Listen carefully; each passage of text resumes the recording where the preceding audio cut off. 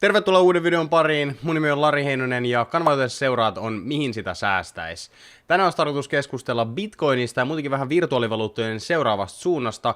Mä oon nyt viikonlopun ajan ollut kesärauhassa festareilla duunissa ja mä oon siis viettänyt viikonlopun, että mä en ole ihan hirveästi kattonut edes noita Bitcoin ja muiden virtuaalivaluuttojen kursseja.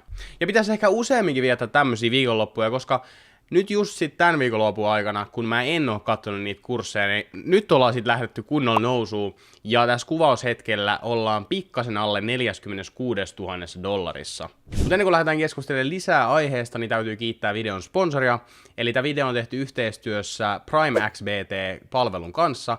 PrimeXBT on sivusto, jossa pystyy treidaamaan Bitcoinin avulla erilaisia virtuaalivaluuttoja, ja sitten sen lisäksi siellä pystyy treidaamaan myös kaiken näköisen ihan perinteisen pörssin puolelle liittyviä juttuja, jonka lisäksi sieltä löytyy myös palvelu, jonka avulla sä voit pistää jonkun muun treidaamaan sun bitcoineja sun puolesta.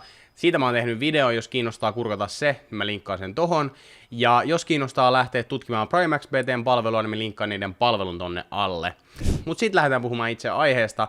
Eli tosiaan Bitcoin on tällä hetkellä, kun kuvataan, niin pikkasen alle 46 000. Ja itse asiassa viimeisten muutaman tunnin sisällä niin Bitcoin on käynyt jo hetkellisesti yli 46 000 dollarin. Ja mä keskustelin tuossa viime viikolla, vai edellisviikolla kuitenkin lähiaikoina joku päivä, siitä, että jos nyt lähdetään ylöspäin, niin siellä on joitain rajoja, minkä yli pitää päästä. Ja nyt me ollaan päästy niiden rajojen yläpuolelle. Mun mielestä mä puhuin 41-42 000. Ja tällä hetkellä me ollaan päästy jo niin reippaasti näiden tasojen yli, että ensinnäkin niistä hinnoista on nyt tullut tukitasoja, eli jos me lähdettäisiin alaspäin, niin 42 000, 41 000 siinä välissä, niin siinä olisi vahvaa resistanssia Bitcoinin hinnalle. Sen lisäksi me ollaan noustu jo sen verran paljon ylemmäs, että me ollaan löydetty uusia tukitasoja, ja itse asiassa tällä hetkellä me ollaan nyt päästy ensimmäistä kertaa kunnolla 45 000 dollarin yli, ja 45 000 dollaria on tällä hetkellä se, missä 200 päivän keskiarvo menee. Ja 200 päivän keskiarvohinta on sellainen mittari, mitä seurataan paljon. Ensinnäkin se, että me ollaan päästy nyt takaisin sen yläpuolelle. Me ollaan viimeksi oltu sen yläpuolella silloin ennen tätä isoa romahdusta sieltä all-time high-lukemista. Ja nyt me ollaan taas pääsemässä sen yläpuolelle. Jos me pysytään siellä, niin oletettavasti me saadaan siitä kans hyvä tukitaso ja voidaan pompata siitä sitten vielä reippaasti ylöspäin. Tosiaan nyt täytyy sitten seurailla vaan seuraavat päivät, että pysytäänkö me sen päällä vai mennäänkö me siitä vielä vähän alemmas testaamaan uudestaan alempia lukemia, mutta mä oon tosi positiivisella mielellä tällä hetkellä Bitcoinin hinnasta ja sen suunnasta. Mä oon tässä viimeiset 3 kuukautta, kun ollaan menty tuolla alempana, tehnyt aktiivisesti videoita aiheesta, keskustellut siitä, että millainen mun oma sijoitussuunnitelma näiden kryptojen kanssa on. Monet on lähettänyt mulle viestejä ja kysellyt kommenteissa, että mitä mä aion tehdä, että nyt kun ne on alhaalla, että uskoinko mä vielä, että ne nousee ja aiotko mä myydä tai aiotko mä tehdä jotain muuta. Ja mä oon vastannut niin kuin mä täällä videollakin on vastannut, eli siis mä oon lähtenyt alun perin sijoittamaan kryptoihin sillä tavalla, että mä pidän ne kiinni siellä 10, 20, 30 vuotta. Voi olla, että mä otan pieniä voittoja jossain kohtaa, esimerkiksi tänä vuonna, jos noustaan reippaasti ylöspäin, voin ottaa vähän voittoja kotiin päin, mutta mä en tule ikinä myymään kaikkea pois. Ja mikään ei ole tässä kevään aikana muuttunut, vaikka ollaan menty alemmas, niin ei mulla ole missään kohtaa ollut semmoinen fiilis, että tämä ei olisi hyvä sijoituskohde. Ihan siinä, missä mikä tahansa muukin sijoituskohde voi välillä mennä alas, niin myös Bitcoin voi mennä alas. Minkä ihmeen takia nyt sit ollaan lähdetty menemään ylöspäin? Itse asiassa tässä nyt kuvaushetkellä niin Bitcoin lähti pomppaamaan tuonne 46 000 yläpuolelle taas kerran. Katsotaan, kuinka hyvin saadaan tuosta lähteä ylöspäin, mutta mistä ihmeestä tämä nyt on taas lähtenyt? Tietenkin näitä syitä tämmöisille nousuille on tosi vaikea löytää. Voidaan esittää erilaisia tapahtumia, mitä tässä lähiaikoina on ollut, mutta semmoista niinku suoraa syytä sille, minkä takia joku nousee, niin on tosi vaikea näyttää, mutta ehdottomasti uskon siihen, että nämä on lähtenyt nousuun sen takia, että näistä on puhuttu vaan enemmän, ja kun se on päässyt ylöspäin sieltä 30 000 dollarin rajasta, ja on näyttänyt, että me ei olla nyt menossa alaspäin, koska me käytiin testaamassa se 29-30 000 dollaria muutamaan otteeseen, ja Bitcoin näytti, että sen alapuolelle ei muuten sitten mennä, niin tässä kohtaa ihmisillä on nyt semmoinen vahva usko siihen, että ainakaan sitä alemmas ei mennä käymään tässä kohtaa, voidaan joskus mennä taas, mutta nyt kun ollaan päässyt siellä sitten vähän ylöspäin, ja Bitcoin ja muut virtuaalivaluutat on uutisissa, ja esimerkiksi se, että Google on sallinut taas näiden mainostamisen, näiden palvelujen, mistä niitä voi ostaa. Aina puhutaan siitä, että kaikki huomio on hyvää huomiota, vaikka se olisi huonoa. Niin kuin, esimerkiksi Jenkeissä on nyt käsittelyssä tämmöinen kryptoihin liittyvä uusi lakiuudistus, mikä ilmeisesti toisi niin kuin verotuksellisiin asioihin muutosta.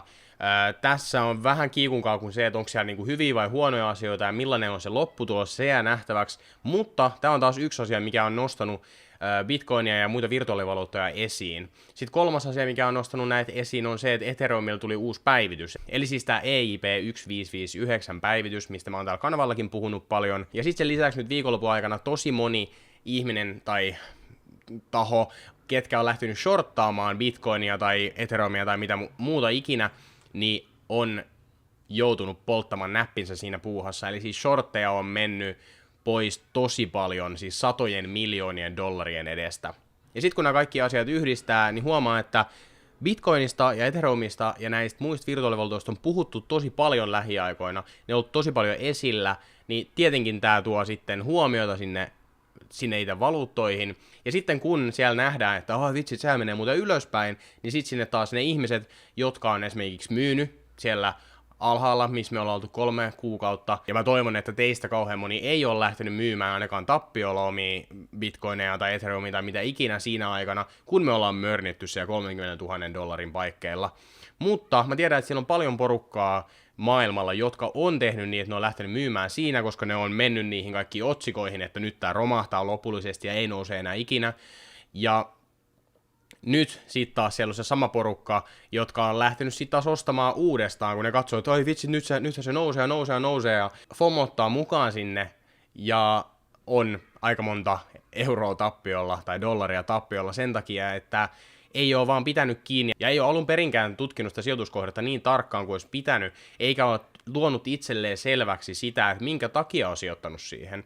Mutta tämä kaikki, tämä huomio, mikä tähän ympärille on nyt tullut, niin se näkyy nyt taas positiivisesti kursseissa, koska ihmiset haluaa tulla nyt taas mukaan tähän nousuun. Ja sitten noususta puheen ollen, mikä on semmoinen seuraava taso, mihin mä odotan, että tämä Bitcoin nyt nousee, ja samalla voitaisiin vähän katsoa myös Ethereumin kurssia, koska Ethereumin kurssi on kans vetänyt aika mukavasti ylöspäin, siellä ollaan jo yli 3000 dollarin, itse asiassa tällä hetkellä 3150 dollaria. Eli Ethereum ei ole niistä all-time high-lukemista enää kuin noin 25% alempana. Mutta Bitcoinilla tosiaan siis iso juttu on se, että 45 000 kohdalla on toi 200 päivän keskiarvo, ja me ollaan nyt sen yläpuolella. Jos me pysytään siinä, niin seuraavaksi mä odotan, että me mennään testaamaan 50 000 dollarin rajaa. Siellä on varmasti jonkinnäköistä resistanssia siitä, että päästään me siitä yli. Jos me päästään yli 50 000, niin sit mä odotan sitä, että me päästään suhteellisen pian testaamaan niitä all-time high-lukemia. Mutta voi hyvin olla, että jos me kiivetään nyt tuonne 50 000, niin sit se lähteekin siitä vielä alaspäin ja sit mennään sivuttain ja katsotaan mihin tämä menee. Mutta suunta on tällä hetkellä kyllä aika selkeä, ylöspäin ollaan matkalla. Se, että kuin ylös päästään tänä vuonna, se jää nähtäväksi, mutta niin kuin mä sanoin, niin itse mä oon tässä pelissä mukana kyllä niin kuin pitkään, en muutaman viikon tulojen saamiseksi tai muutaman kuukauden, vaan nimenomaan vuosia ja vuosia ja vuosia, koska sijoittaminen on pitkä prosessi. Ethereumin kanssa nuo tasot, mitä mä tällä hetkellä tarkkailen, on noin 3300–3400 dollaria. Siinä on ollut aiemmin tukitasoja alaspäin ja ylöspäin mennessä, niin siinä tulee varmasti tulee vastustusta nyt, kun lähdetään siitä ylöspäin, mutta siitä jos päästään yli, niin sit ollaan jo matkalla sinne uusiin all-time high-lukemiin. Mutta jännittävät ajat on tällä hetkellä, on mukavaa nousua nähtävissä kaikkialla virtuaalivaluuttamarkkinassa. Ethereum on muutama otteeseen lähtenyt nousuun ihan ilman Bitcoiniakin, mikä on mukava nähdä, että siellä on nähty isompaa liikettä kuin sitten taas Bitcoinissa. Se tarkoittaa sitä, että välttämättä ei tule olemaan aina semmoista aikaa, että kun Bitcoin liikkuu, niin kaikki muukin liikkuu.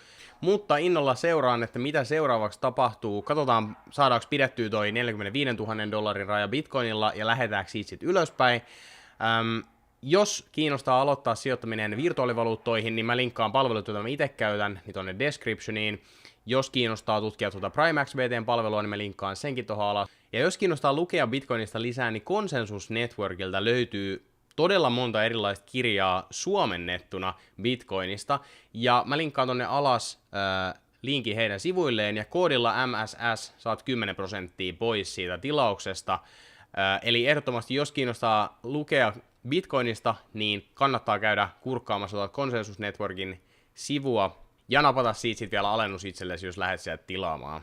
Mutta sellainen video tällä kertaa. Katsotaan, kuinka ylös päästään nousemaan tämän viikon aikana. Kerro ihmeessä alla kommenteissa, että mitä mieltä sä oot tämän hetken tilanteesta. Näyttääkö tilanne yhtä hyvältä sunkin mielestä? Pistä tykkäysnappi pohjaan, jos tykkäsit. Paina kanavatilauksia, jos et ole sitä vielä tehnyt. Ja me nähdään ensi videossa, tyypit.